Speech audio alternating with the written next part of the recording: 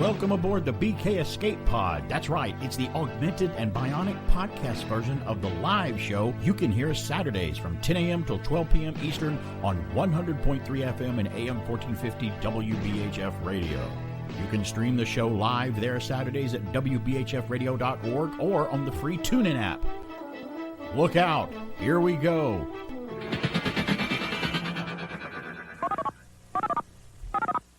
Oh, and by the way, if you hear me give out a telephone number, don't call because this is a rebroadcast, and our janitor Charlie will answer the phone, and believe me, you don't want to talk to him. He's an ornery little cuss. And no sidewinding, bushwhacking, hornswoggling, crocker is gonna roll away biscuit cutter.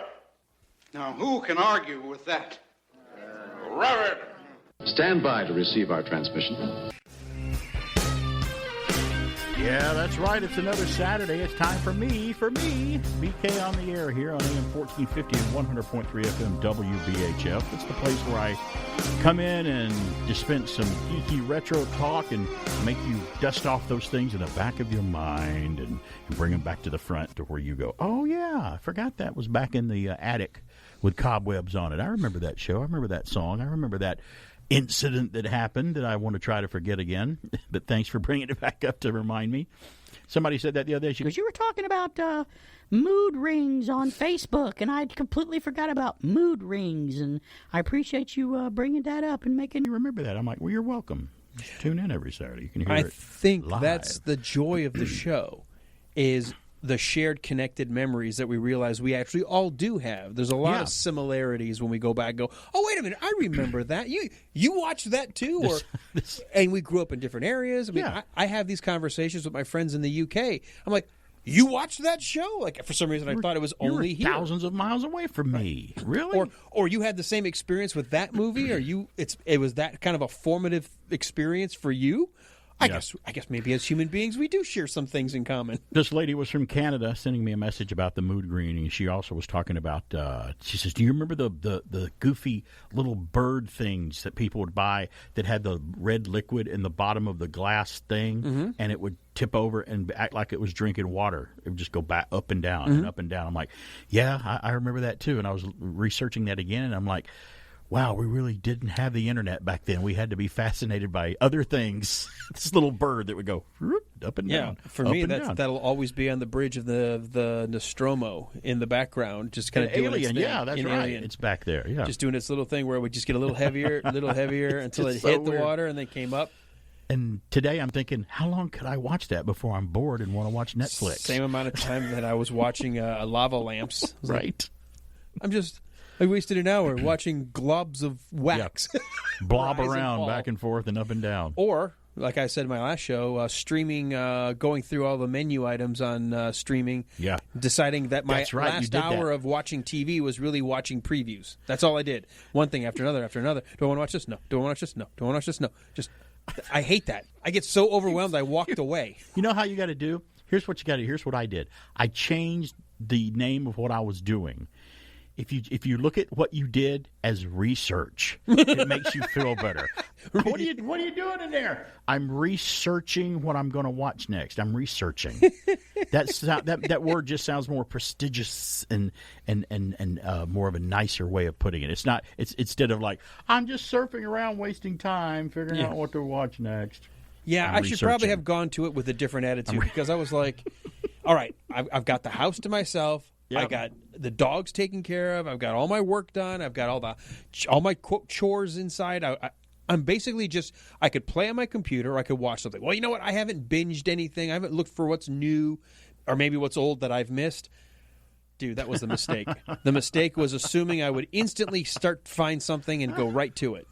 That was my error in judgment. Right. My expectations were completely wrong. Right. Well, I've done the same thing, so if it makes you feel any better. I should have said to myself, I've got an hour to kill. Let's just go browse menus for the next hour. No, I was like, let's go watch something. And then at the end of an hour, I'm like, I haven't watched anything. You're doing research. It's research. Yeah, but you know what? I bet I'm not the only one who's done that. I'm sure a lot of people. No, I've done it. I do it too much. Falling down the rabbit hole. And I've got to I don't say I've got to stop, but I need maybe to stop watching dog videos on YouTube but you guess what? I'm not going to stop. I say that, and I'm like, I saw some great ones this week where I'm like, one was just titled, Examples of Dogs Loving Us. And I just watch these videos, I'm like, I can't. Some of these dogs, just what they do is amazing. They come up and stick their head under your chin where you're sitting on the couch and just snuggle with you. And it's a sign of trust when your dog actually falls asleep like in between you and someone else on your couch at night or near you, because that means they trust you. They're going to sleep with you because you're the pack, or if they sleep on their back with all their belly exposed or whatever. That's a very vulnerable position for animals. They don't always do that. So things that dog do that somebody told me once that we don't deserve dogs. We don't. They're just and my grandma, bless her heart, grandmother on my dad's side, told me once, she goes, dog is God spelled backwards. Correct. I'm like, well, yeah, what do you mean? She's like, well, they love you unconditionally. And she just started spouting off these similarities. I'm like, well, that's a nice, beautiful way to put it. It really your dog is. Almost, unless you just are really a piece of filth. Your dog... Worm-ridden filth. Yeah, your dog will always forgive you. Your dog will always be there for you. Yeah. Yes. And by the way, earlier this morning, you were talking with Valerie Holt on your Foods Talk segment, and you talked about sweet and salty foods and stuff like that. But you guys you delved also into a little bit of spicy foods, hot sauces and stuff. And I have the same problem. Well, I agree with you on the same thing. You talked about how you like spicy sauces, hot sauces, but you do want to have taste buds left over on your tongue. You don't want them to be burned off by a hot sauce that's so hot that you can't enjoy it. That's true. That's what I like. Or only taste the hot sauce. Right. I've never understood that. Like, you've got all these flavors and textures of food, and all I taste is the sauce. Then that's a problem. That's a problem. It is a problem. Too I've got some cousins that were sitting around at a wedding once, and they had this sauce. I don't know what it was called. It was something called like butt burn sauce or something like that. And it was in this tiny little glass jar. And they're like, you can only handle one drop at a time. You want to try something? And like an idiot with a bunch of guys, I'm like, oh, yeah, I'll try a drop. So I tried a drop of it, put it on my tongue. It was terrible. I mean, it's almost like, well, when I wasn't looking, did you just put a hot poker on my tongue? Is that what happened out of a fire just now, or what happened, So I like hot sauces to accent the flavor and be flavorful. I'm like you. I always said your hot sauce should be like your significant other. It should always tantalize your taste buds, should always be spicy, and should never hurt. Never hurt. That's the three requirements that what's I the have Meatloaf to call song it. in his passing? 2 out of 3 ain't bad? Yeah. For you, that's 2 out of 3. 2 out of 3 ain't bad. I'm not going to ask which one. Play along at the home. one that hit. Play the board game at home. Yeah. Speaking of that, Meatloaf passed away. We lost some celebrities. We might get into it a little bit more later. Meatloaf passed away. Bob Saget passed away, and Louis Anderson passed away. So we had there's our of three. The three, though, Meatloaf was the big one.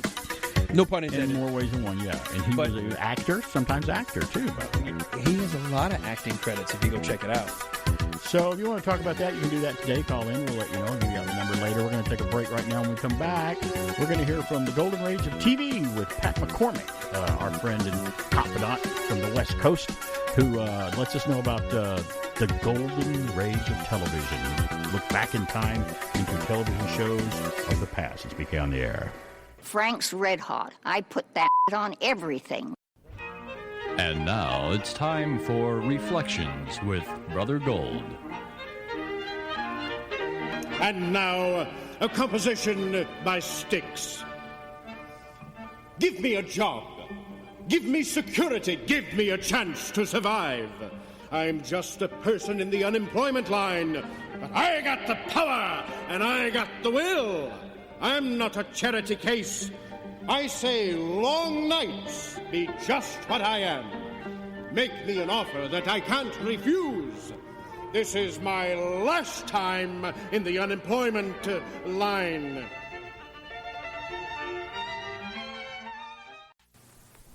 Thursday on Hawaii Five-0. It's my daughter. Kidnapping? Your father's right. Is it a kidnapping or a runaway? Then on Barnaby Jones, is JR's friend a murderer? I didn't mean to kill her. All right, get in, JR. Hawaii Five-0, then Barnaby Jones, Thursday at 9, 8 Central and Mountain. tomorrow on CBS.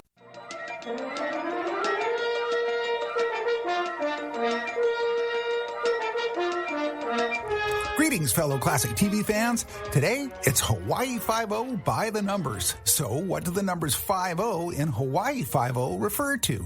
The 50th state, of course. And here's some other interesting numerical facts associated with this classic show. It ran a total of 12 seasons from 1968 to 1980, making it one of the longest-running police dramas ever. Before becoming McGarrett, Jack Lord was Gene Roddenberry's first choice to play Captain Kirk. He was actually the fourth consideration for Hawaii Five-0, which almost went to Gregory Peck. Only 5 days after his audition, Jack was in Hawaii in front of the cameras as Steve McGarrett, and then appeared in all 279 episodes. The groundbreaking opening sequence was listed as number 4 in TV Guide's top 10 best openings ever. The show was nominated for 22 Emmys, with 4 wins, 2 of which went home with the theme composer, Morton Stevens. And finally, the Venture's 1969 album, Hawaii Five-0, made it to number 5 in the top 100 Billboard charts. Now that's what I call hanging 10.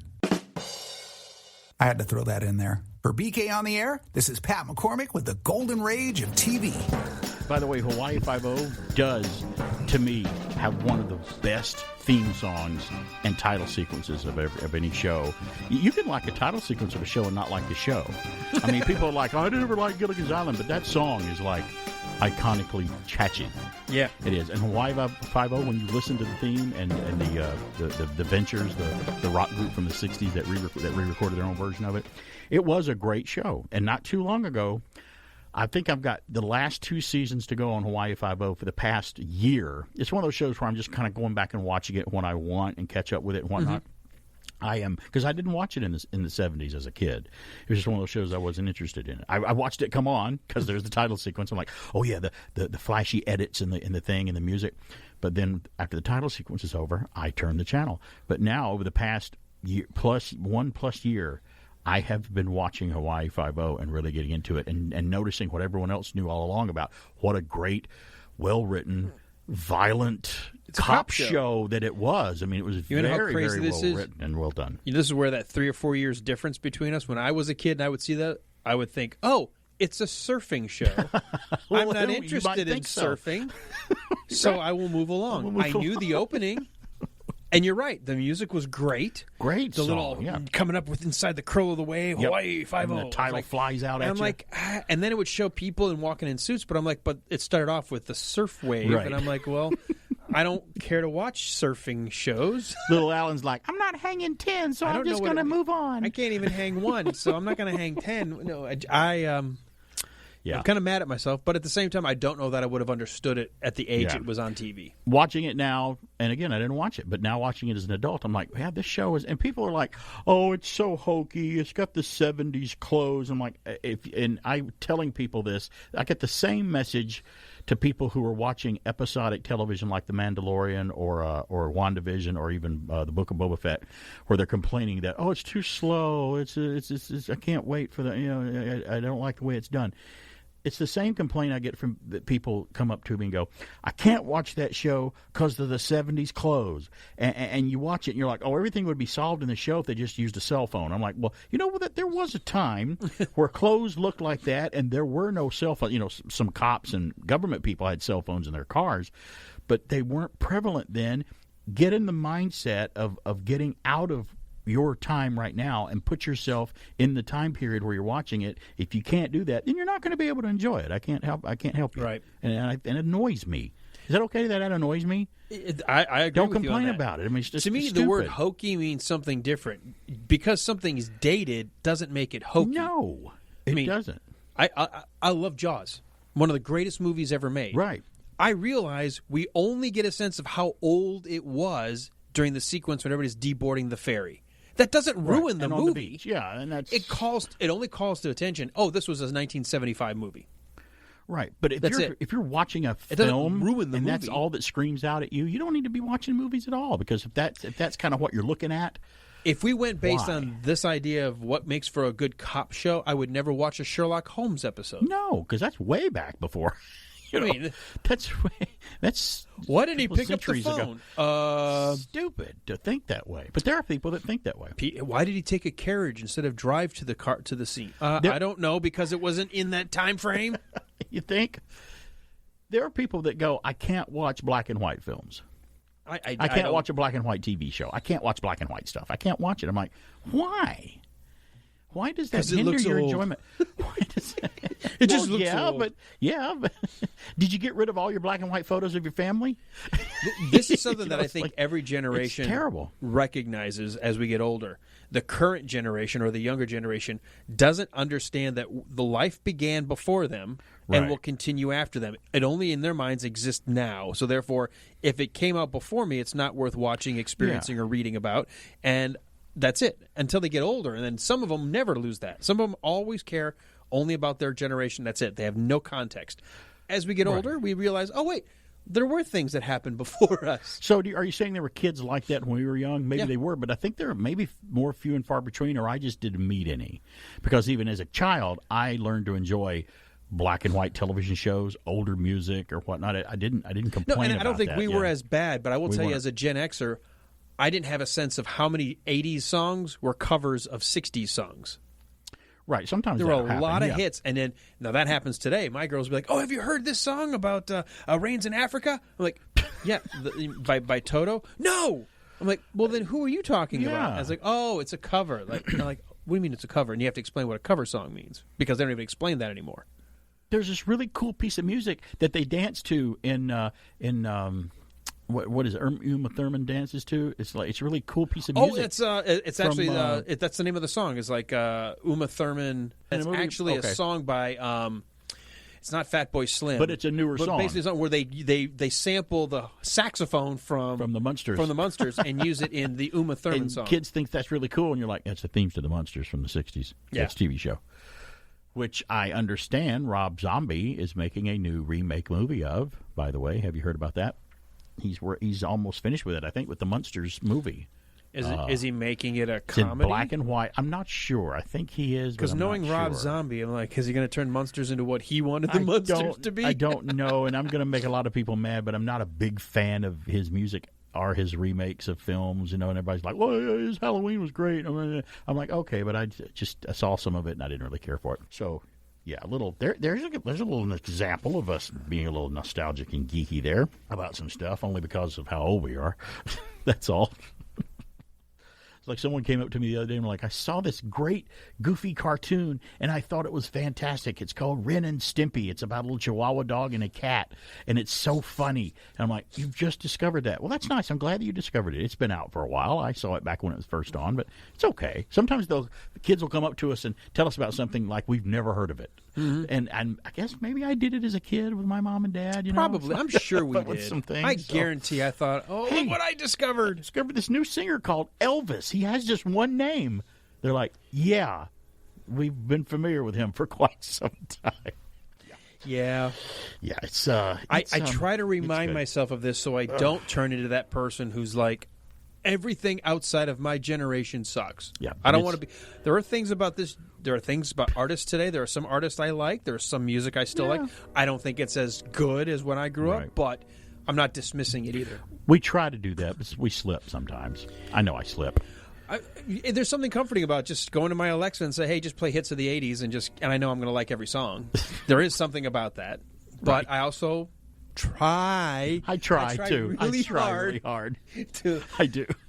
It's easier with movies and TV. Right. I can say, okay. There's some great newer movies we love. I don't know this actress, but she did a really good job. And then you find out, I think it's more approachable than music, probably, I guess. I saw a great interview with Hall & Oates, Daryl Hall and John Oates, about when MTV first started. And they're like, oh, yeah, we got in right on the ground floor of that. We thought we should really get into that because a lot of artists shunned that and didn't get into it. They're like, no, we're about the audio. We're about the music. Mm-hmm. I don't want to be on MTV. This is a fad. It's going to go away. It's ridiculous. Why don't I want people to see me singing, lip-syncing the song when I'm not even singing it? Those artists found out later, okay, well, we need to be on MTV because it'll help our career, or we get buried in the crowd. But Hall & Oates said, it still is audio. He goes, I'm all about the audio of a song. But they're like, when we did our videos on MTV, to me, they were clownish and comedic. We just made up goofy and funny, no matter what the song was. We just kind of we're not really singing this. We're lip syncing it. So that's why some of those early music videos were goofy looking and really had no point to them, because it was just, he says it's a visual thing only. It just needs to be visual. Yeah. You can pick out the really great ones by a-ha, Take On Me, Michael Jackson's Thriller. Those had great production quality about them. But the music videos, it was so new that no one knew what to do with it. And then finally they found out how to do it and whatnot. Right. And now MTV just doesn't play any music anymore. Yeah, I forgot the name of the guy, but one of the podcast episodes I listened to last summer was a guy who was an artistic director for many music videos in the MTV era. And he basically said the same thing. He goes, we were making it up as we went. Nobody had an idea what these were. He goes, but what we did discover is the people who realized they looked good on camera could become hits regardless of their music. There were some people that became famous not because they were the talented even people, though they weren't, but had they very were good pretty songs. And you had the ones that were, take ZZ Top, for example. They had something that you expected. Their music videos were, I know what to look for in a ZZ Top video, and I'm going to get it every time. Thankfully, there were groups like that realized we can make the music videos a brand, and people would then want to go buy our albums because of the branding. It was great. So, I don't know how I got off on music videos and stuff like that. That's how the conversation goes here at BK on the Air. We're going to take a break. Because of Ren and Stimpy. Yeah, is that what it was? I have no idea why we started. It started off with Hawaii 5-0. That's going what back. It was. Yeah, about the clothes and the cars and the no cell phones. We're going to take a break now, but when we come back, we're going to hear from. We're going to flash the audience. You'll hear from us. When we come back from with us. The news, the weird, the strange, and the bizarre. A Christmas movie is getting a sequel that I thought would never get one with the original actor in it. We'll talk about that. And a big monster is coming to Apple TV in his own television series. And a copyright dispute with Disney has been settled that has to do with the Predator movies, believe it or not. I didn't even know that was going on. All that and Ant-Man and the Wasp. Got a story about that from the MCU, and your calls, too, coming up. Turn it on. Leave it on. I want my MTV. I want my MTV. What? I want my MTV. I want my MTV. 24 hours a day. In stereo. Yes, DJ. Your day. World premiere video special. Music news. I want my MTV, MTV, MTV. Too much. What? Yeah, too much. Never enough. A lot of you moms don't know there's a lot of good inside Kellogg's Pop-Tarts toaster pastries. There is? Sure. First of all, there are 6 Pop-Tarts inside. 6? That's good. And there's real fruit filling inside, plus a tasty pastry crust. Hey, that's good, Milton. And 6 vitamins and iron. Well, now that's very good. You see, for snacks or as part of a good breakfast, it's good to know there's a lot of good inside Kellogg's Pop-Tarts. I can't hear you. You're listening to BK on the Air.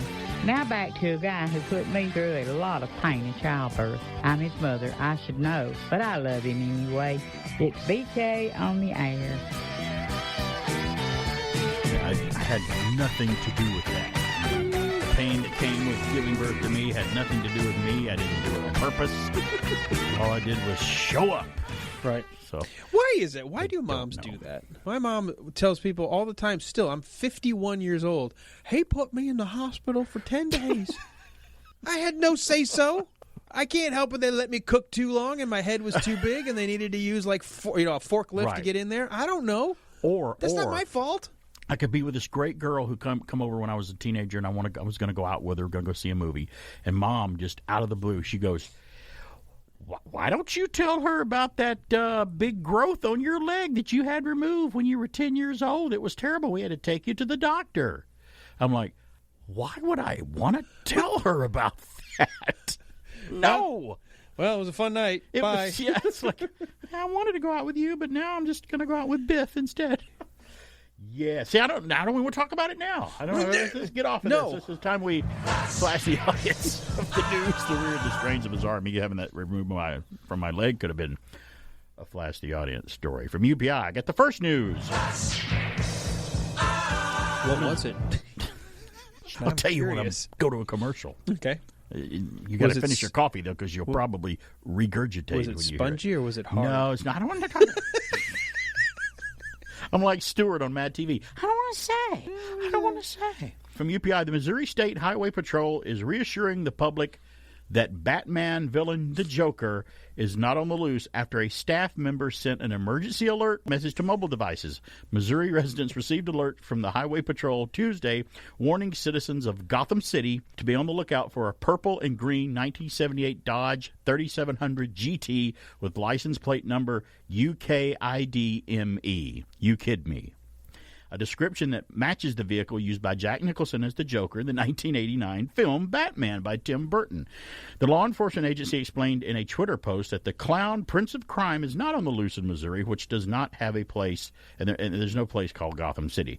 Quote, this was meant to be a test message. There was no alert, unquote, the Highway Patrol tweeted. The agency said the message was meant to be a routine test of Missouri's Blue Alert system. I like it. Never rub another man's rhubarb. Better than, remember that mistaken emergency thing that came out a couple years ago in Hawaii where they said incoming nuclear bombs? Oh, yeah, that was terrible. That's the one that caused a little bit of panic. Several people were taking that seriously, unlike the tsunami warning that California got last week, which was real, and that volcano went off in the middle of the ocean and blew things skyward and a tsunami. Yeah. In fact, not too far from Pat McCormick, the Golden Rays of TV, our buddy, Santa Cruz or somewhere they had some flooding on the West Coast due to that. It wasn't a catastrophe, but but it was, thank goodness it wasn't that bad. So sometimes the warnings are real. They were able to escape the catastrophe. That's right. There's total chouse everywhere. Yep. On that, I've got the next news. I hope I can put the right emphasis on the right syllable as I move forward. I have no idea what you said. A teenager participating in a Florida competition broke his own Guinness World Record for fastest time to solve a rotating puzzle cube. Here's another one while of those. Blindfolded. Guinness World Records confirmed that Tommy Cherry solved a 3x3x3 cube in 14.67 seconds at the World Cubing Association's Florida Fall 2021 competition in December. Blindfolded. Now, why are they calling it a 3x3x3 cube? Is it because they could get sued by Rubik's for calling it a Rubik's cube? That's the thing, because it's three on each side. So they can't call it the fastest Rubik's cube. Now they got to call it a 3x3x3 puzzle. Other news flashes have said Rubik's. Well, we're in 2022 now. Oh, that's true. Yeah, you can't say Jackie Gleason on Facebook. I found that out. He apparently shaved 6 seconds off of his record. He goes, quote, I still see room for... First of all, he solved it in 14.67 seconds. Blindfolded. I still see room for improvement, so I want to try continuing to set records in 3x3x3 blindfolded, he said. Although I still have quite a sizable way to go, I eventually want to try for the world record for solving the 4x4x4 cube blindfolded, as well as the 5x5x5. I can't even handle the 3x3x3 with my eyes open and days. I read those and I just go, and I'm fascinated and angry by it at the same time. I got the next news. From UPI, a British service dog charity said officials were shocked when a German Shepherd, we're dog lovers, so this is an interesting story. A German Shepherd gave birth to a litter of 16 puppies.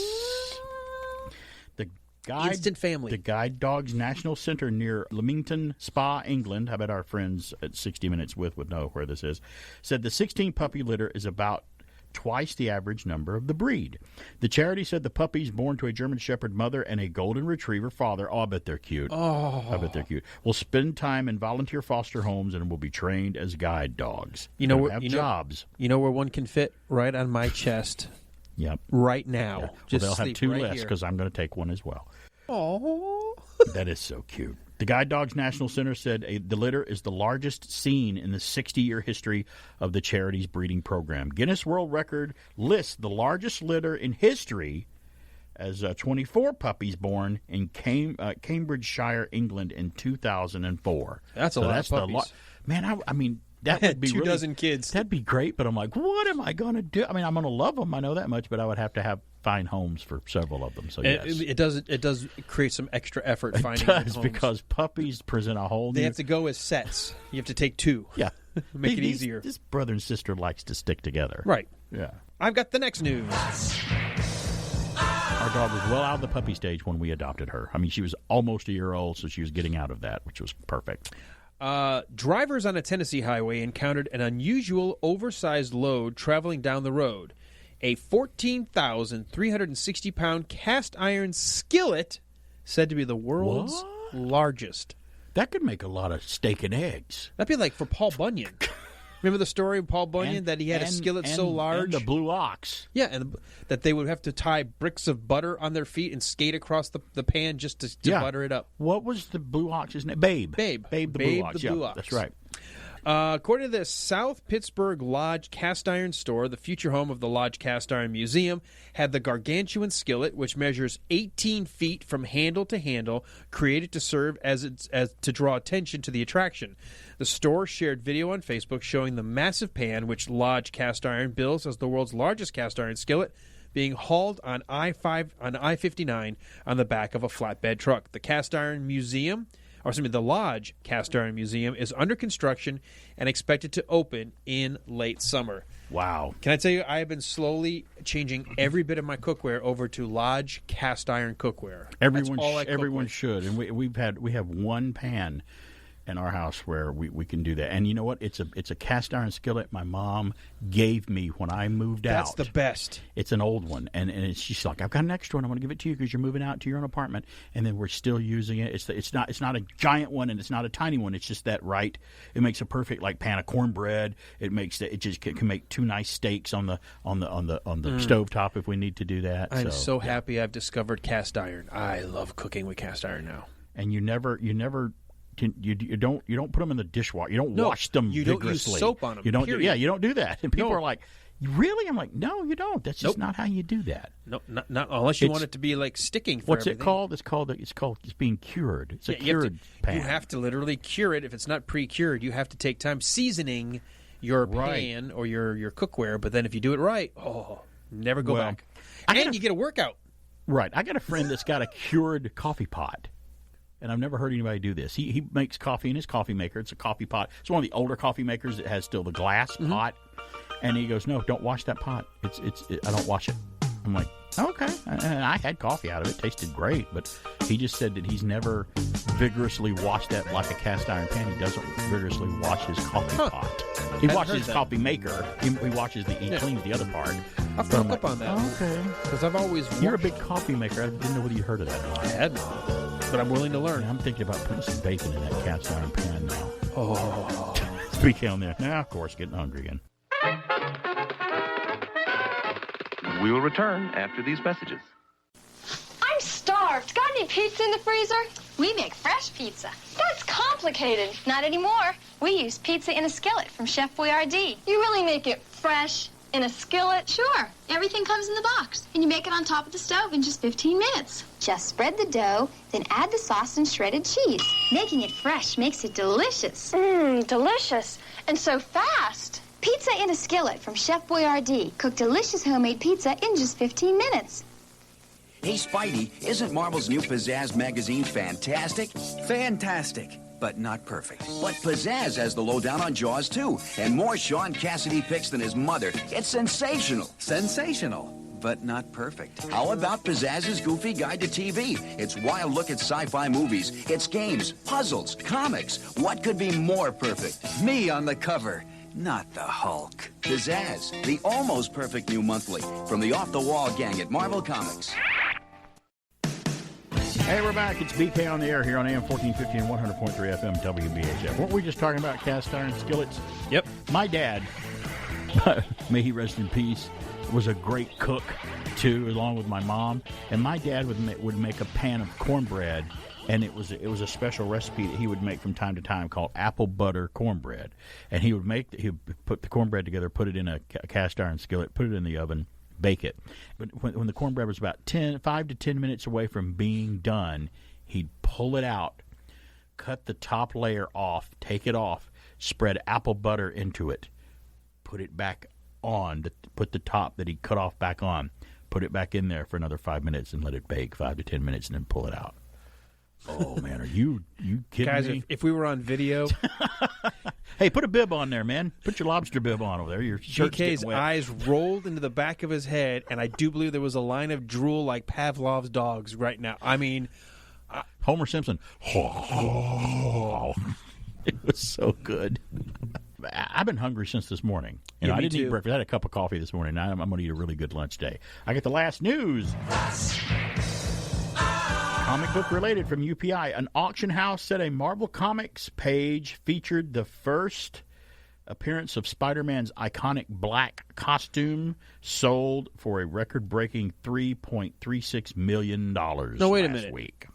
What? Wait a second, because I have a comic book issue of him wearing his black costume. Well, for the this first is time. the original artwork page from the artist. Oh, that explains Heritage it. Auction said the original artwork by Mike Zeck, a very prominent comic book artist, whose work I love, which became page 25 of the Secret Wars number 8 in 1984, the story Secret Wars, which Marvel's putting together, MCU's putting together an adaptation of that soon, is now the world's most valuable page of an original comic book artwork after being auctioned for $3.36 million. The page features the first appearance of Spider-Man's black costume and alien symbiote, who went on to form half of the villain and sometimes anti-hero Venom that we all know. He didn't have a name back then. He was just an alien that got on Spider-Man. He didn't know what it was. All he knew is he was powerful with it on and he could do things, and he just looked weird. Let's remember, they initially wanted to change the costume. They thought it'd be cool and hip, and so they created They this wanted to make it idea. permanent. And people hated it, no matter how long they tried to drag it out. So like, okay, how do we fix this? Oh, okay, it's an alien now, and it's going to take on its own identity, Right. and he's got to fight. Okay, you dug yourself out of that one, New Coke. We could not be happier, quote, especially for our co-signer who bought the art in the late 80s and treasured these pages ever since. Joe Marinino from Heritage Auction, the New York director of comic and comic art, said in a news release, "The results prove what we've been saying all along. Comic book art is as beloved and valuable as anything you can put on canvas." And he's true. He's right. Comic book art is an art form on its own. Heritage said Spider-Man already was the star of the most expensive comic book ever sold after a copy of Amazing Fantasy number 15, which is Spider-Man's first appearance. It wasn't a Spider-Man comic book. It was Amazing Fantasy. It sold for $3.6 million last year, and we had that story too, if you remember that, the Spider-Man comic. Isn't it interesting that Spider-Man, Batman, Superman, Captain America, they all got their start in a comic book with a different title? I think a lot of them did. They did. They didn't start out with their own name on their comic book. They started in something else. Isn't it the same for like Wonder Woman and Submariner? Yeah, Sensation Comics, I think is what Wonder Woman showed up in. All of these were sort of like introduced as sort of like standalone one-off stories, and people were like, oh, that was a cool character. Hey, right. I got an idea for an entire new comic book line. Who did Batman show up first in? What was Action it? Comics. That was Detective. Detective Comics. Batman Detective was Comics. Detective. Superman was action. Spider-Man was Amazing Fantasy. Captain America showed up in I think his first comic was Captain America, but then later on in Marvel, when he was Marvel Comics, he showed up in Tales of Suspense with Iron Man as a double bill, and then he eventually got his own comic name. I guess I'm right on that. Never realized when I was a kid that we were reading our version of soap operas. They're soap operas. They really are. I mean, especially Spider-Man. It's a teen. It is. It's 90210. He's got problems. Watch the new movies. It carries over into the new movies. That's why they're so successful, is he lives the teen life, the young kid's life, and he's got problems, but he has the added burden of being a superhero and saving people in the world, too. Got all that added on. I know we've mentioned this before, especially when Stan Lee passed away, but I think that's why I gravitated more toward the Marvel storylines versus DC. I did love Batman, because Batman was one of the characters that was flawed, that did have problems and was trying to deal with his dual identity. Right. He wasn't a godlike being. Most DCs were grandiose characters that didn't have problems paying the bills and personal lives. I mean, Clark Kent had a beautiful life as a reporter for the Daily Planet, loved Lois Lane, and didn't really have much of a problem in his personal life until later on they caught on DC and started doing that too, which was good. But you're right, Spider-Man was Peter Parker was the underdog. He's like, no, my life's not perfect at all.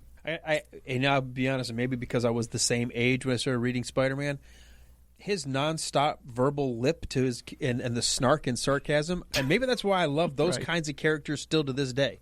Yeah. The ones who are just a little snarky, a little Spider-Man. He quipped as Spider-Man, not as Peter Parker because he was a nerd. But when he became Spider-Man, he would taunt the villains with just talk to him. Yeah, and I think Tom Holland's version of Spider-Man has done that better than any of the other Spider-Man iterations. And they even made fun of him a little bit in Civil War when he shows up in Civil War for the first time, where he's fighting the Falcon and the Winter Soldier. You're not supposed to talk this much. He's like, we don't really talk while we're. He's like, oh, sorry. You have a metal arm? That is so cool. Yeah, it's like all of his thoughts. He can't think to himself. He has to say them out loud. Which makes him a great character, that they're all different awesome. that way, which is great. In some ways, he's a milder and a PG version of Deadpool. Yes. Yeah. Deadpool comments nonstop. That's what I always said about the DC movie. DC Comics did a movie, Shazam, not too long ago, and I always thought it was actually done in a Deadpool vein, had that same kind of humor, only it was for the family could watch it, though. Right. There's nothing raunchy in Shazam, but it was kind of like a family-friendly Deadpool. Well, let's talk about this. He's not a superhero, but he's pretty big, and he can be a superhero sometimes. Godzilla, the big monster. I know in his first film from Japan, that when you saw it here in America, it had Raymond Burr in it, the American version or whatever, and that's the one I always remembered. I didn't mind that, with Raymond Burr at the window describing the carnage of what's going on. I didn't know it was added later till I much later saw it as an adult and read about it.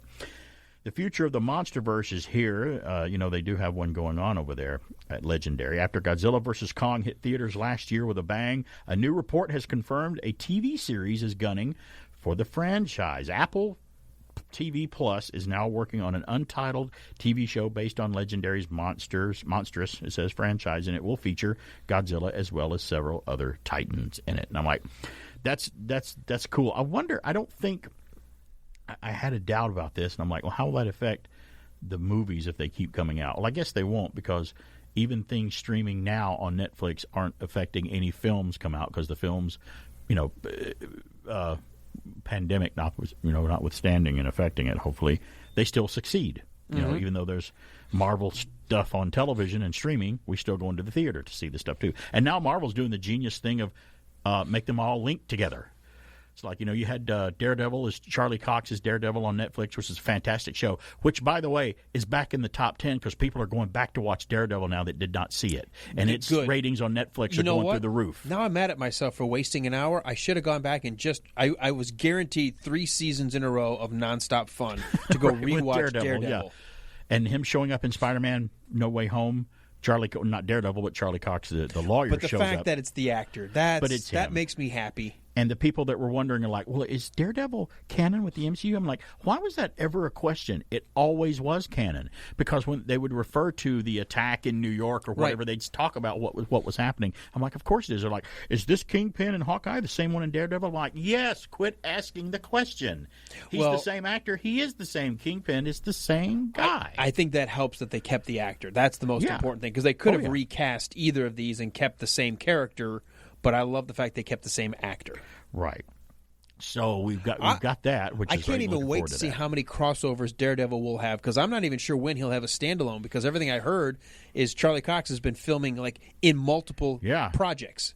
Like literally crossing over multiple places. And I'm thinking he's probably going to show up in the Multiverse of Madness with Doctor Strange. I don't know there's so many rumors floating around about that movie. And now I understand that they're finished with their reshoots and their cameos and other things that they were doing later. And let me tell everybody, if you're worried about a movie, if you're like, oh, that movie's they're going back and doing reshoots. Oh no, it's gonna suck. I'm like, almost every movie that's made has reshoots. I understand. I've heard that from several people in the film world. That's not necessarily a bad thing. No, I mean that's not a guaranteed bad or good thing. A lot of times, you know what it is?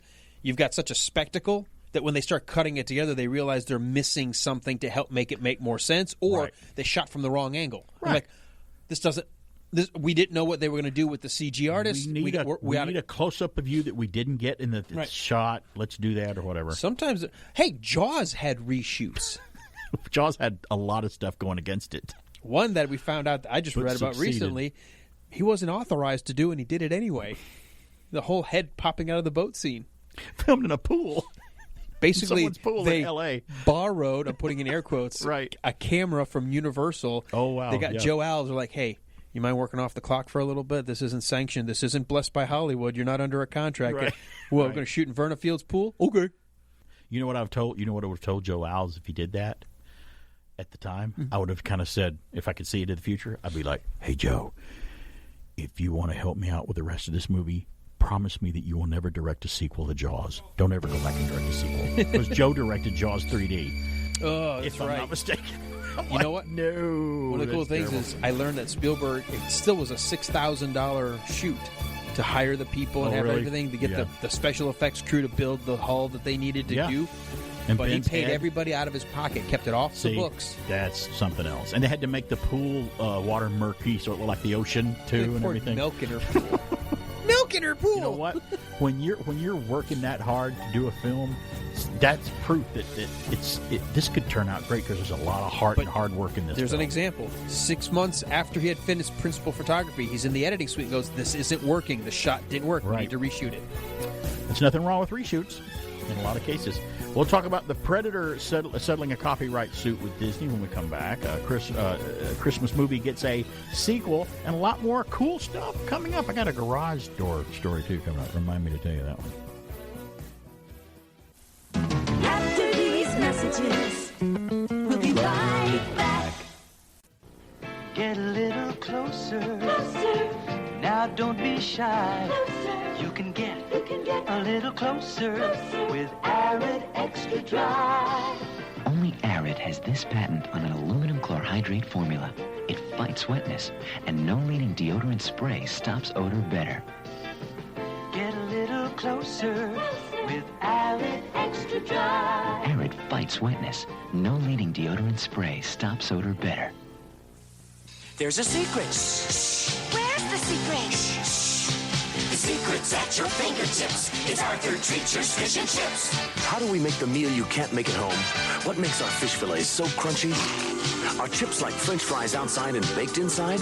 We'll never tell. There's a secret here tonight. Real good secret here tonight. Clap your hands and smack your lips for Arthur Treacher's original fish and chips. Stand by to receive our transmission.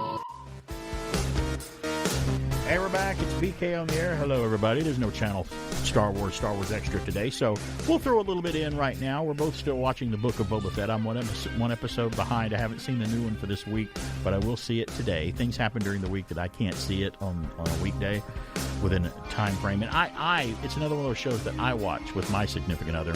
It's a regular thing that we like to do together, and we make time to watch it together. And that's.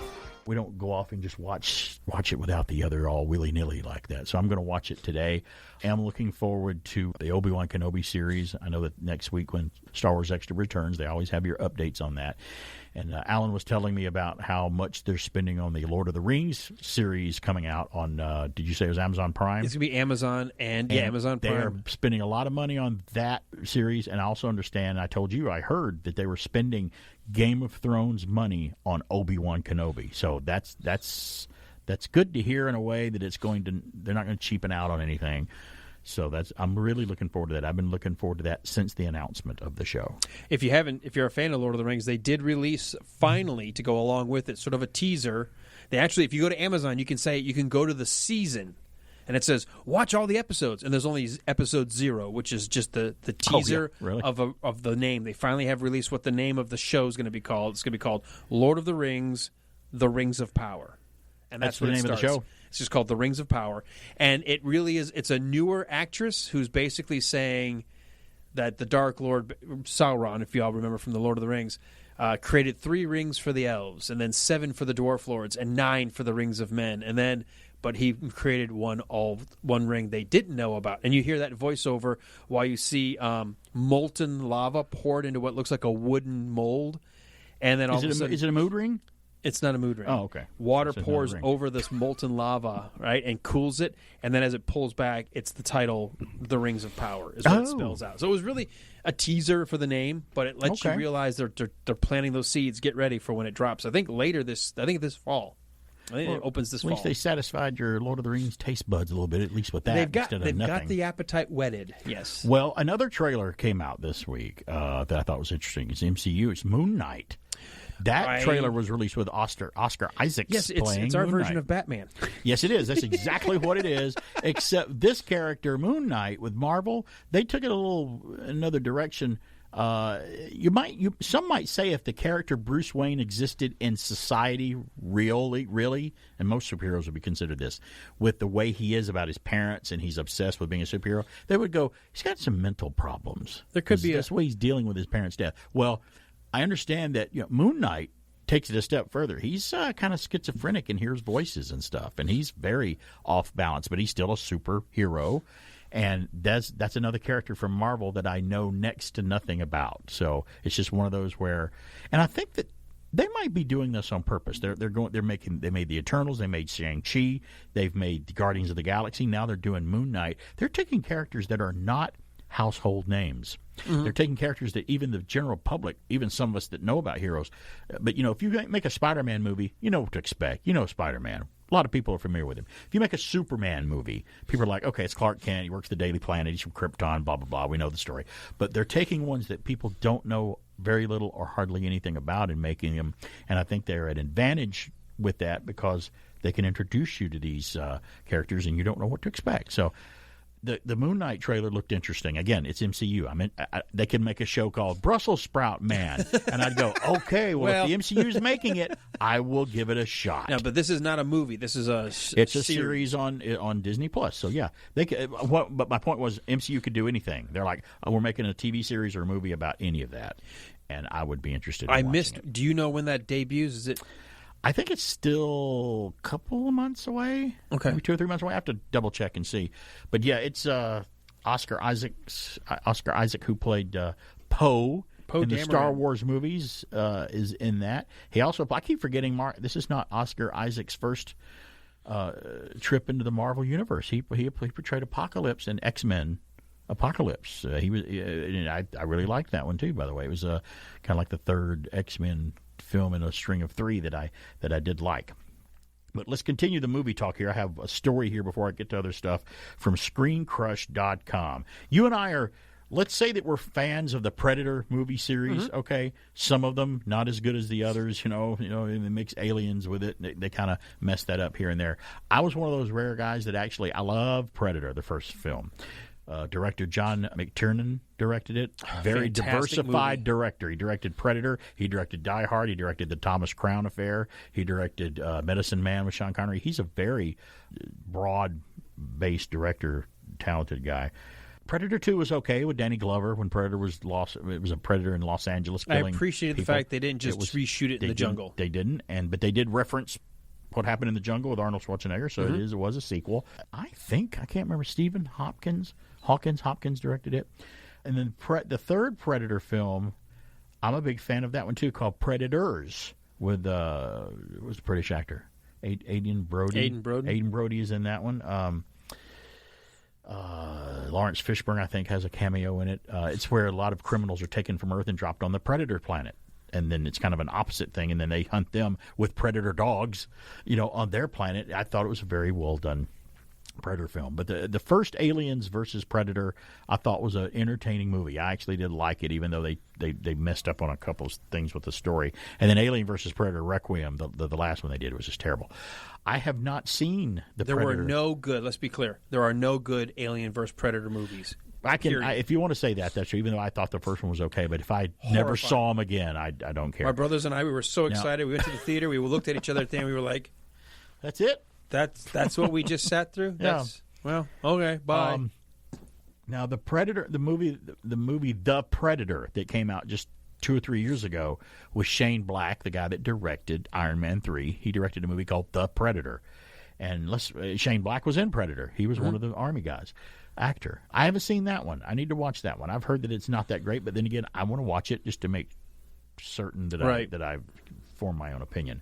Well, this is from ScreenCrush.com. The copyright lawsuit between the screenwriters of the 1987 movie Predator and Disney's 20th Century Studios, because they bought them, has come to an end. And I wasn't very familiar with this.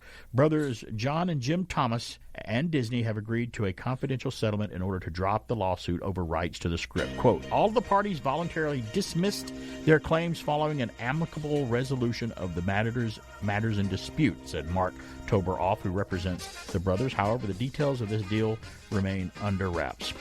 I'll take a break. I'll do the rest of the story when we come back. And plus, I've got some other things I want to talk about.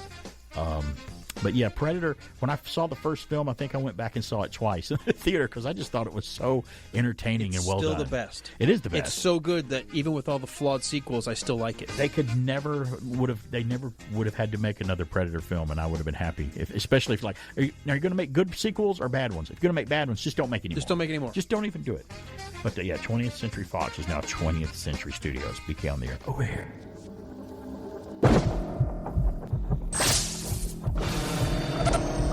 bleeds, we can kill it.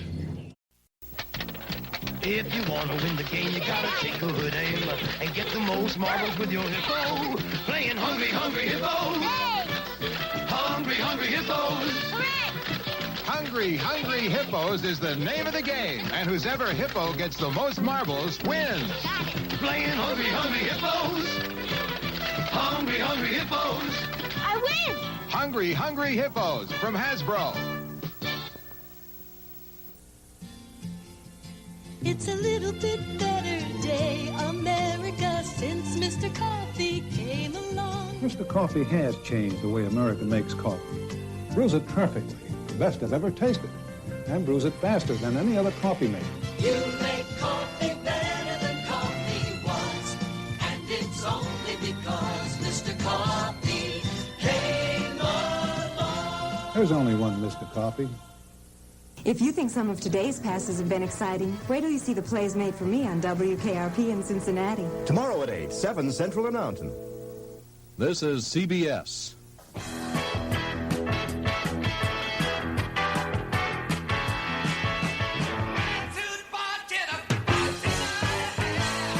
Hey, we're back. It's BK on the Air here. I want to let you know that when we get done with the show, BK on the Air, I turn it into a podcast. You can hear it out there on YouTube, SoundCloud. You can go to Anchor and Spotify and listen to the BK on the Air podcast. I augment it and put some bionic parts on it and take out all the commercials and add in a lot of classic commercials from the 50s, 60s, and 70s, sometimes the 80s, and special effects and sound effects, and just kind of pump it up a little bit, make it the George Lucas special editions, only they're really good instead of those. But I do want to remind you that Flashback Cinema, you can see some classic movies back in the theater starting, I think it's tomorrow, January the 23rd, yeah, and Wednesday, January the 26th, Labyrinth will be back in the film in the theater. Muppets creator Jim Henson directed this musical fantasy about a teenage girl, Jennifer Connelly, who must enter the mythical world of the labyrinth to rescue her kidnapped baby brother. Also stars David Bowie as the Goblin King, so you can check out Labyrinth from 1986. And Gone with the Wind fans, Sunday, January the 30th and Wednesday, February the 2nd, you can catch Scarlett O'Hara herself. The original Gone with the Wind will be back in theaters as well. So two classic films you can see back in the theater, thank goodness, because sometimes it's fun to go see classic films. With or without a disclaimer? Yes, from flashbackcinema.net. I'm probably not going to be going to see either one of those because I didn't care for that Labyrinth movie that much. And don't kill me, but I'm not a big lover of Gone with the Wind either. It's a classic film by Victor Fleming. I know that, but make my way through it's just not one of those. I'd rather rub glass into my eyes. And now, I don't know if I want to be that drastic, but that would be more fun. That makes you want to burn Atlanta, doesn't it? You'd rather do that than see Gone with the Wind. Best scene in the movie. Frankly, my dear, I don't give a damn. Theater. Oh, goodness gracious. Burn it. Burn the backlight of the studio. Not spoken like a Falcons brave Georgia fan over there. What's the matter with you saying stuff like that? I want to continue the story from the Predator story and the lawsuit that we were talking about before we went to the break about Disney settling a lawsuit with the Predator screenwriters. The script for the already said that. Oh, according to the U.S. Copyright Act, authors can reclaim their ownership rights after a certain number of years when it comes to cases like this, typically 35 years for newer works. However, if a script is made for hire, the studio is considered to be the legal author. Just hours after the brothers filed their lawsuit on Predator, Disney responded with one of their own, claiming that the copyright termination notice sought to prematurely cut off its rights. This was especially timely considering 20th Century Studios is working on a reboot of the Predator franchise, supposedly called Skulls. So they're actually still wanting to do another, I don't know if it's a movie or a streaming series. So they're still beating that dead Predator horse. Let's just put Predator in school and we'll just have a teen drama with predators.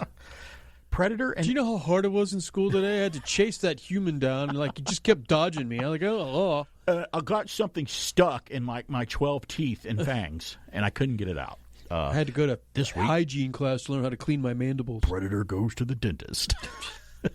And the dentist is like, say ah. Now that the parties have settled out of court, Disney can move forward with its prequel-ish reboot titled Skull, which is directed by Dan Trachtenberg. I don't think I've ever Trachtenberg. I've never heard of that director. So Thank goodness the Predator lawsuit is over. Now, right now, I'm going to give a personal opinion that may not be popular, or it may be. The Predator franchise and the Alien franchise, to me, right now, is kind of dead. If they can't find some other thing to do with it, what they've been doing recently, especially with Ridley Scott movies they've been making, I am not really into seeing any more from either one of those camps unless they do something entertaining. Now, we reported last week that there's an Alien television streaming series on the way. We'll see how that goes, but it's just going to be they just have been very disappointing over the past few years from both those camps.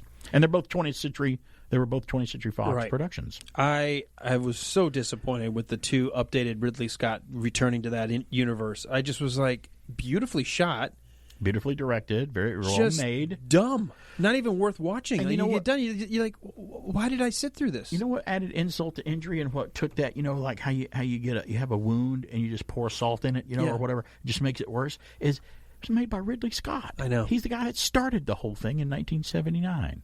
And he's another director with me that's hit or miss. I like a lot of his movies, but I think I dislike more than I like of his films. It's probably really 50-50 for me now. Yeah, something like that. Loved Alien. I loved Blade Runner. And one would argue the Blade Runner was a cinematographer's movie, and that could be true. Still gorgeous to this day. Still the director's vision. And I really loved Gladiator. I thought Gladiator's another one of his better films. I just haven't liked a lot of Heaven and Earth. Was that the one about the Knights Templar with like the First Liam Crusade Neeson or something? I thought it was pretty good. I mean, I thought it was good, but it was nowhere near on the caliber of the other things he's done. With other stuff with him, hit or miss. I mean, Thelma Louise, I could take her. I really liked that. I was like, oh, that's neat. You're actually G.I. doing Jane something with Demi Moore. It wasn't horrible. No, it wasn't horrible, but it wasn't what I expect from him. What else? I would say Legend with Tom Cruise, probably the movie that was shot on a soundstage and looks like it. It was just overblown, overproduced movie. Tim Curry was great as the diva in that, though. Darkness was his name. Probably the most recent in let's say the last 10 years of Ridley Scott that I just thought was really good was The Martian. With Matt Damon. It was again. It was better than what he had done. It was well directed. It was well acted. I was interested. I was invested. It was a good movie. Much better than the last two Alien films. Yes. Considered Alien. Let's do a little on this day in history while we've got some time here on this day, January 22nd. 1947, the first commercial TV station west of the Mississippi opens in Hollywood, California on this day in history in 1947. Wait till you see how far we've come from that to later things that happened on this day in history. Today in 1968, on NBC, Rowan and Martin's Laugh-In premiered, and everyone got introduced to Goldie Hawn for the first time on Laugh-In. Funny show, very dated at the time, but it's funny. 1968, on this day in history, Apollo lunar module is launched to the moon, and it's an unmanned lunar module. Tests were made. They were just getting ready to head toward the moon in 1968 and making more decisions. Number one at the box office on this day in 1982, and we do that because 1982 is 40 years ago. A movie called Absence of Malice with Paul Newman and Sally Field was number one at the box office. I think I may have seen that once, and I can't even remember what it is. I think it's a courtroom drama over a newspaper or something like that. But you've heard of that. You heard of that I've movie? heard the title and never saw the movie. Never saw that movie. I saw it, but I think I forgot about it. 1994, we lost somebody on this day in 1994. And he usually had a lollipop in his mouth, and he said, "Who loves you, baby?" That would be Telly Savalas. Kojak. Telly Savalas passed away on this day.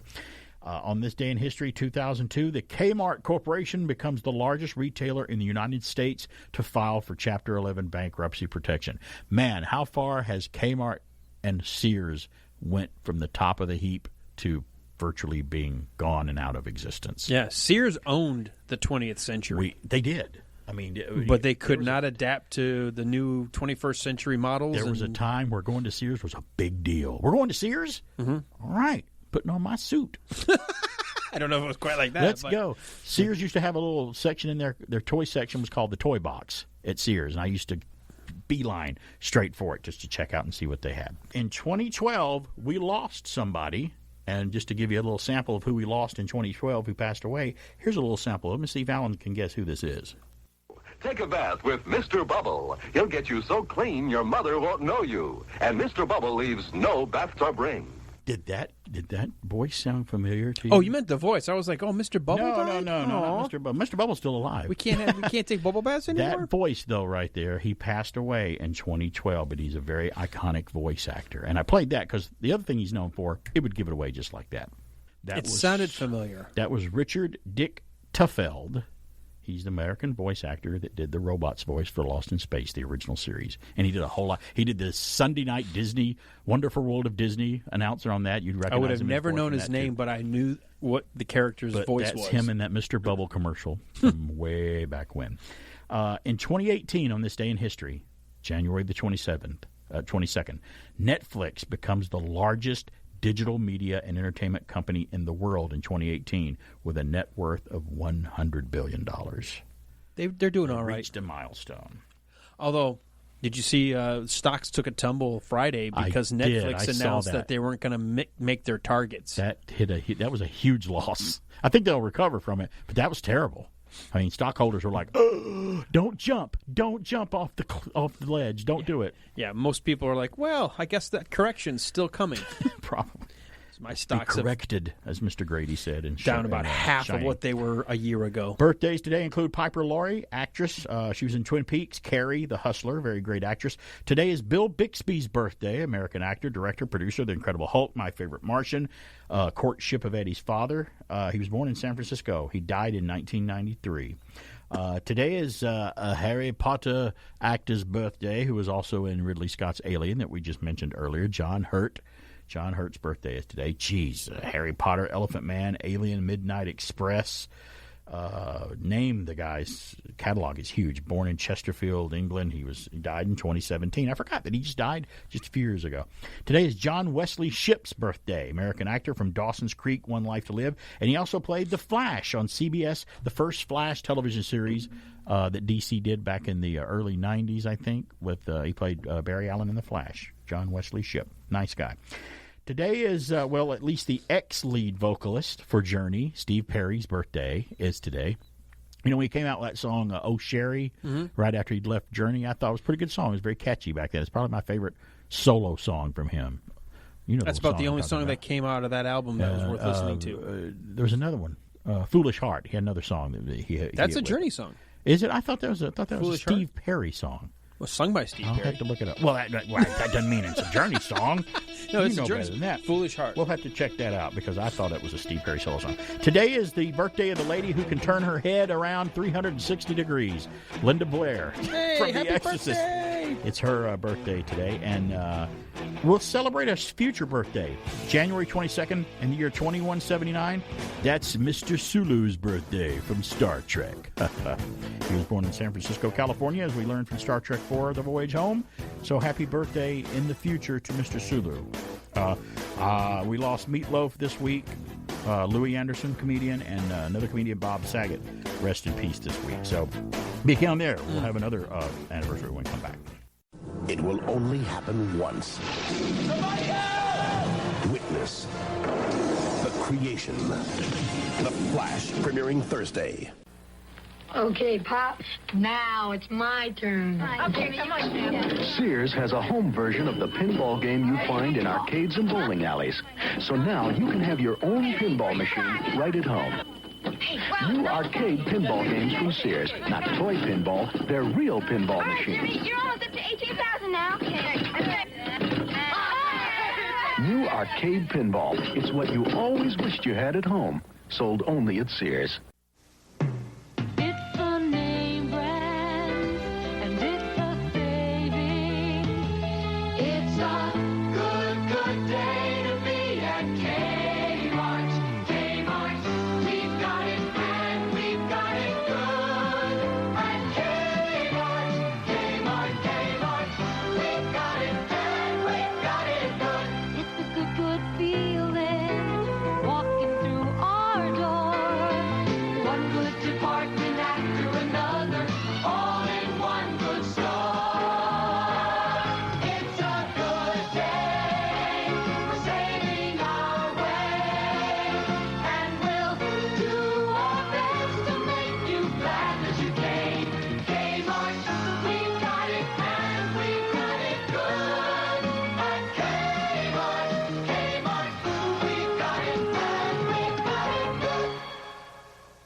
And now, back to a guy who thinks William Shatner deserves an Academy Award. It's BK on the air. Ever wonder what chickens do when you're not looking?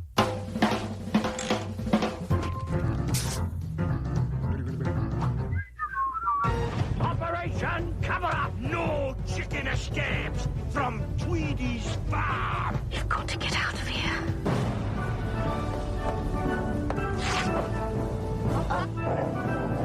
I know our last escape attempt was a bit of a fiasco. These chickens are planning a little getaway. The plan is, we go over the wire. That might work. Now, they may have found their only hope. Thank you, ladies and gentlemen. You've been a wonderful audience. The name's Rocky. And what brings you to England? Why, all the beautiful English chicks, of course. Pushy Americans. Hi, how are you? Overpaid, oversexed, and over here. Which bunk is mine? What is it? It's a pie machine. Chickens go in, pies come out. Ooh, what kind of pies? We're all going to fly over that fence, and Mr. Rhodes is going to show us how. Did you say fly? I don't want to be a pie. I don't like gravy. Rocky! I'm coming! From the Academy Award-winning creators of Wallace and Gromit. I'll be down before you can say mixed vegetables! Dare to dream. There's a better place out there. And get ready to fly.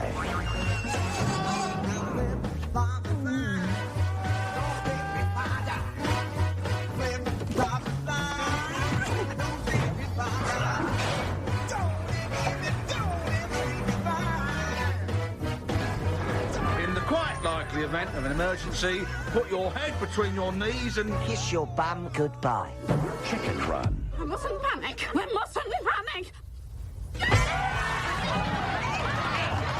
How about a little chicken run there, Trevor? You have just reawakened which is great. in me. I need to rewatch that. It has been too long. It's such a fun movie. You need to go back and rewatch the Wallace and Gromit shorts too. They were fantastic. I first saw them on the first one on PBS because they're like, we're going to show tonight a special short claymation film that won an Academy Award. I'm like, what is this? I started watching it. I was hooked. The comedy, the writing is so clever. It's so good. It's great. Well, the reason I played that is because TheVerge.com and several places on the internet are reporting Netflix's Chicken Run sequel will be a three-piece family deal.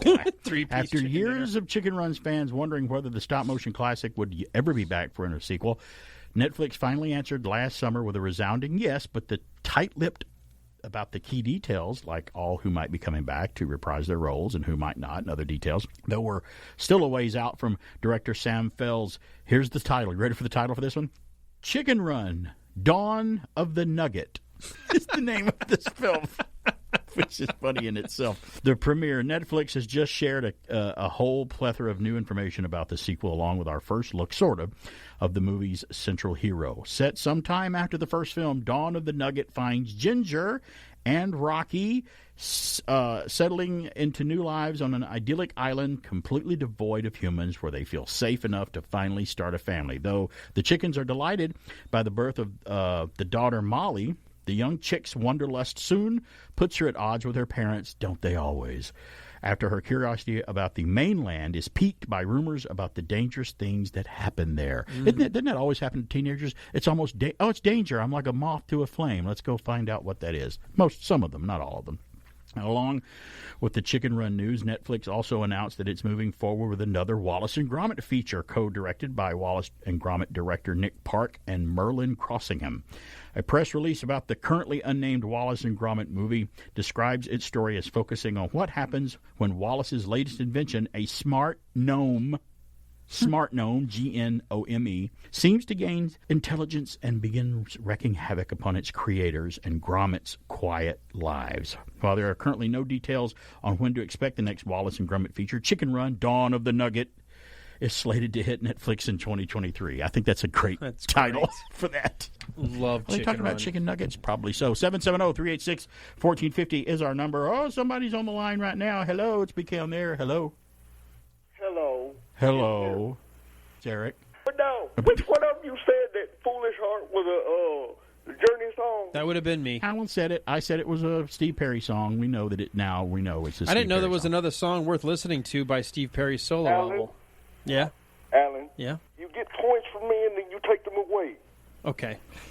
so I break even. So you're back right where you started. It's kind of like my life. What is wrong with you? I still love you. I don't buy albums. It's okay. Now, is that the only reason you called? Was I made him giggle. To correct our Steve Perry faux pas? Is that the only reason you called? There were several reasons, but I forgot. Oh, you forgot. Well, that's what happens when you get old. See, he's not used to me making this many mistakes. He's like, God. But for me, just he had to call me for suspected this. with me, yeah. Yes, from Barry, I expected. From Alan, not so much. I know. Okay, part of the show. So when I screw up, boy, do I screw up. Oh, yeah. Alan, this may have been in Alan's show. I can't remember. They blend together for me now. No, they mind meld, yeah. In Alan's show, he brought up Warrior Nun. Yeah, Warrior Nun on Netflix. Oh, yeah, he told me it was pretty cool. I enjoyed it. Now, Barry, you have not seen that? I have not seen it, but now I guess I might ought to watch it. What's wrong with you? Well, I haven't heard of it. I didn't hear it. Eric, in fairness, I hadn't heard of it either Neither until one I of us spent a heard of it. marathon hour of searching. Right. But okay, at least you found it. I did find it. Yeah. Barry, Yes? go home. I can't go Now? yet. And just don't come back. Don't come back till you watch the show. Well, I won't be back for a week anyway, so it's okay.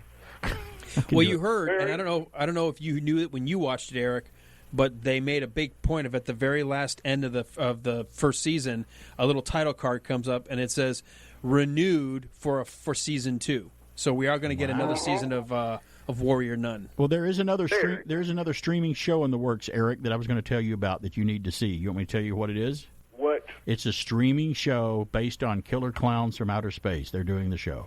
You going to watch that one? Crickets. I hear crickets. You're on the phone. You have to talk. You can't just be silent. That doesn't work on radio. Okay.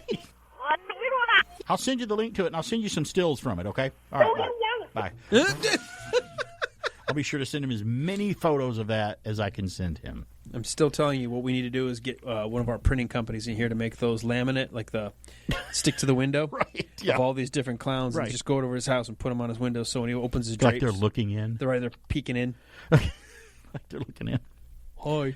Remember, I told you Commander Clark on the show from years back. Here's a retro story for you, bringing up Commander Clark from years ago.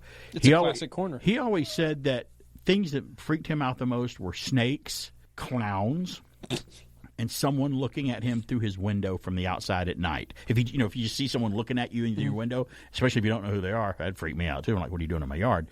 But I said, well, good. So in order for me to completely destroy you, I can dress up like a clown, hold a snake, and look at you through your window. Right. Would that do it? He goes, pretty much, yeah. Yeah. That would do me in for the I'm rest trying to think if there's of my anything like that. You know, when I was little, and I think it was because I watched that Project Blue Book on TV, and I was getting into aliens. Right, and yeah. I always thought the most horrifying thing, and I convinced myself because we had drapes that we would pull in Detroit to keep the windows from letting all the heat out. So Right. you would have these thick drapes. Oh, yeah. And I would swear there was something on the window, like tapping or whatever. And I knew if I opened the drapes, it'd be the aliens sitting there trying to figure out how to get in the house. From Alien? From like Close Encounters. Oh, like from that alien. Like okay. the oval eyes. Which and they weren't scary, but like they were going to know kidnap what they me. wanted, yeah.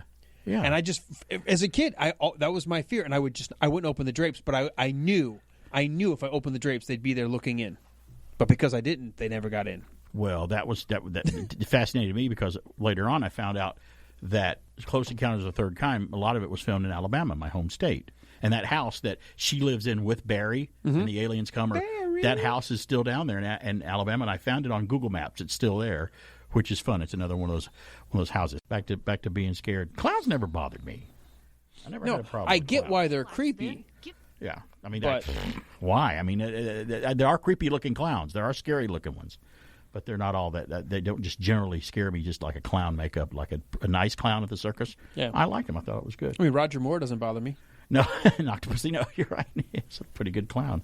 So it was a whole clown thing. Speaking on there, we're going to take a break, and when we come back, I've got some more stories, another thing to remember, and a garage story when we come back. Why buy just a video game from Atari or Intellivision? Invest in the wonder computer of the 1980s for under $300. The Commodore VIC-20.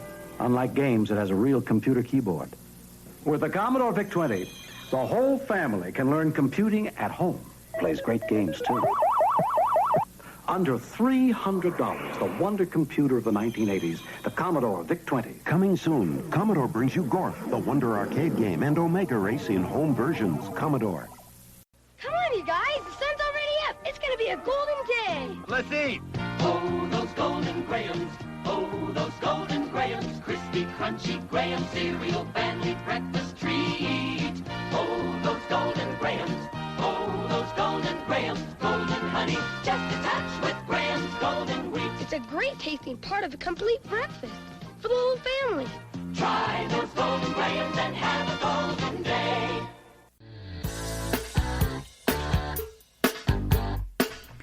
Hey, we're back. It's BK on the air. I'm glad you joined us. We got another kind of a on this day in here. It's not on this day in history, but on this week in history, special show that's near and dear to my heart. January the 18th, this past week in 1974, The $6 Million Man premiered on television. One of my favorite television shows as a kid, and that's one I can go back and watch sometimes. It was just a well-written show, well done, a very good, awesome sci-fi premise for a TV show. It's almost like someone said, let's come up with a character who's bionic and half cyborg, but make him like James Bond. He's a secret agent too, and a superhero all rolled into one, which is great. Running from 73 to 1978, former astronaut, USAF, Colonel Steve Austin, portrayed brilliantly, by the way, Lee Majors.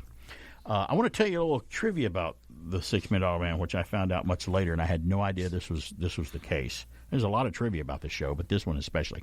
In the opening sequence, we're all very familiar with it. Steve Austin, astronaut, a man barely alive. Gentlemen, we can rebuild him. You know, it's one of those iconic openings, and it shows the actual crash of a test pilot who, when he said the guy who actually crashed in that experimental aircraft in the title sequence, he goes, he could never watch that show come on. He goes, I watched the $6 Million Man, but I never watched the title sequence because that's me. I hate that. Well, did you know that the opening sequence is narrated? It's two voices. It's not the same guy doing the opening narration. Here's how it goes. Steve Austin, astronaut, a man barely alive. Gentlemen, we can rebuild him. We have the technology. We have the capability to make the world's first bionic man. Steve Austin will be that man, better than he was before. Better, stronger, faster. Then they play the music. That original opening originally started with just... It shows the crash and him being operated on, and then the voice just goes, Gentlemen, we can rebuild him. Mm-hmm. We have the technology. They thought that didn't sound exactly right. They needed more at the beginning. So they went back in and recorded the opening before that. Steve Austin, astronaut, a man barely alive. So the guy who says, Gentlemen, we can rebuild him, the second part of that's Richard Anderson that plays Oscar saying it. The first part of that, Steve Austin, astronaut, a man barely alive, that's Harv Bennett's voice saying that part. But as a kid, you just hear it and you're like, that's just, you don't think it's two guys. Right. But it is two. Now you listen to it real close. You know, Harv Bennett went on to produce the three of the Star Trek films in the 80s. Very talented television producer in his own right. He worked on a lot of things. But yeah, that's Harv Bennett and Richard Anderson together, their voices together in the opening. Now, the $6 Million Man toy line began in 1975 with the release of the Steve Austin figure. Most doll-style action figures from this era usually range between 8 and 12 inches in height. But Steve was a whopping 13 inches tall. He was a huge action figure. Had the hole in the back of his head where he could see through his bionic eye, which didn't magnify anything. It was just looking through a hole in a glass, a little plastic glass in there. He had a lever on his back that you would click to make his arm pick up the engine that came in his hand, that he could pick up that car engine. And a lot of things went with it. They had Oscar Goldman figure. They had Maskatron. They had the bionic laboratory you could get. They had the capsule that you could get, the NASA capsule. But it was I don't know if you've seen it since you were a kid, but I did watch the $6 Million Man 2 or 3 years ago because it's on the NBC, the free NBC streaming channel you can get, NBC Universal. And so is the Bionic Woman. And I never watched the Bionic Woman. I need to go back and watch it because I've heard it was a great show too.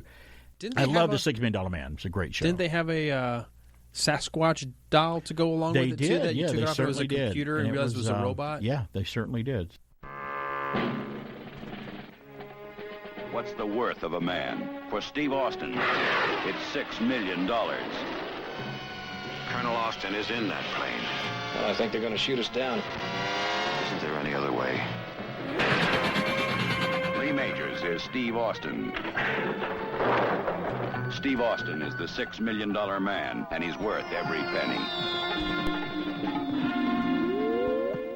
Love that stuff. I mean, if Steve Austin's bionics malfunctioned, they played a different sound effect. His bionics were affected by certain things. One of them was cold. I think he was put in a freezer once and unconscious. And when he woke up, he tried to open the door, and instead of going, it went. It was like the sound Millennium effect Falcon not slowed starting. down. Right. Funny you should say that. I'm going to play that later.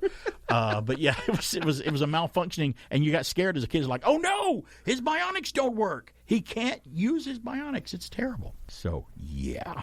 That's kind of cool. So The $6 Million Man premiered on this week, not on this day in history, but on this week. I have a sequel story here. We teased it earlier from ScreenCrush.com. My favorite Christmas movie, A Christmas Story, will get a sequel starring Peter Billingsley. I saw this. Who's recently been in a lot of Marvel Cinematic Universe movies. He was in Spider-Man Far From Home, where they're stuck in London. He was in, what else was he in lately? I think he was in Hawkeye.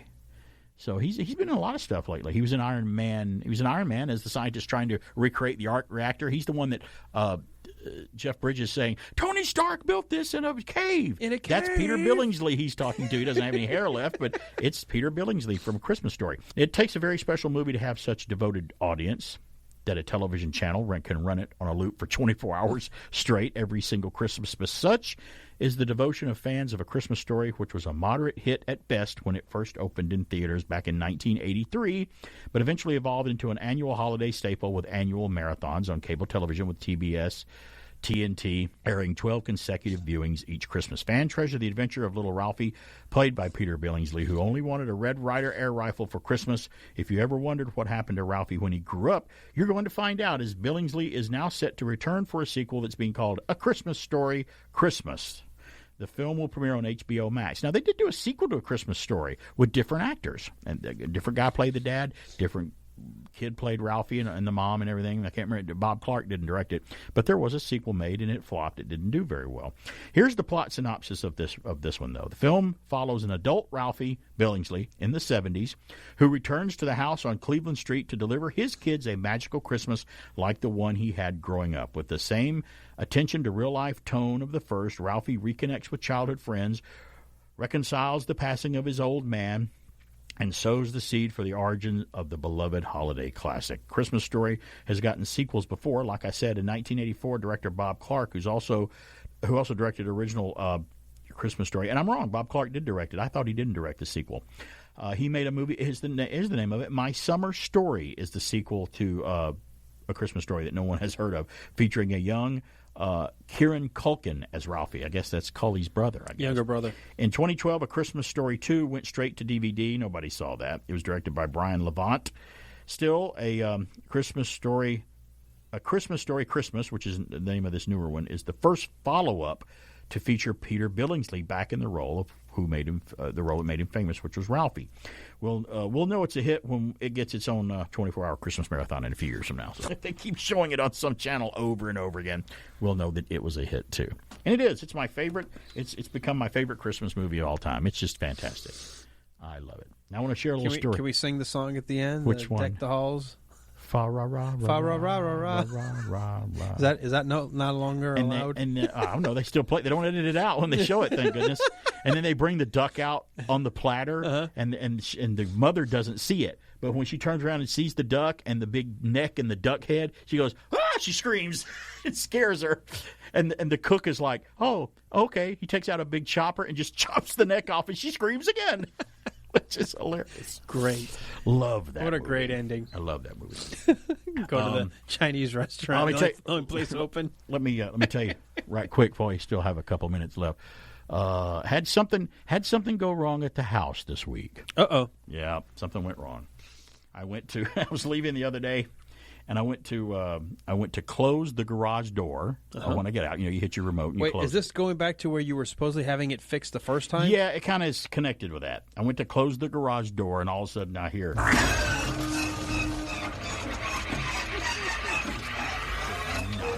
not want to close. So I had to stop. And we just spent, a big whopping $400 on getting the spring replaced and it fixed, back about a month ago.